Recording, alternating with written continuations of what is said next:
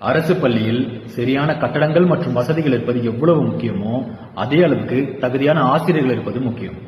2013ஆம் ஆண்டு முதல் பரிதாப நிலையில் பல்லாயிரக்கணக்கான பட்டதாரிகள் ஆசிரியர் பணி நியமனம் பெறாமல் காத்துக் கொண்டிருக்கின்றனர்.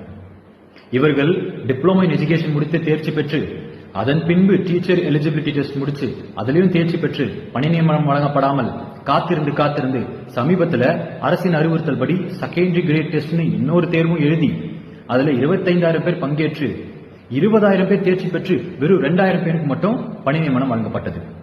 14,000 காலி இடங்கள்ல தேர்ச்சி பெற்று தகுதியா இருக்க இந்த பட்டதாரிகளை வைத்து நிரப்பாம தற்காலிக ஆசிரியர்களை வச்சு நிரப்பிட்டாங்க. 2013ஆம் ஆண்டு முதல் அவ்வப்போது நடக்கிற தேர்தலில் சரியா நிதி ஒதுக்கீடு செஞ்சு அப்பப்ப இவர்கள் பணி நியமனம் செஞ்சிருந்தா இன்னைக்கு பட்டியல் பெரியதாகி பல்லாயிரக்கணக்கான பட்டதாரிகளும் குழந்தைகளும் பாதிக்கப்படாம இருந்திருப்பாங்கள. அரசு கூறும் காரணம் நிதி பற்றாக்குறை. எப்படி? F1 ரேஸ் நடத்த கோடிக்கணக்கில் நிதி இருக்கும், கலைஞர் பன்னாட்டு அரங்கம் அமைக்க கோடிக்கணக்கில் நிதி இருக்கும், ஊரெங்கிலும் சிலை திறக்க கோடிக்கணக்கில் நிதி இருக்கும். ஆனால் நம் குழந்தைகளின் எதிர்காலத்தை கையில் வைத்திருக்கக்கூடிய இடைநிலை ஆசிரியர்களின் பணி நியமனத்திற்கு நிதி இருக்காது.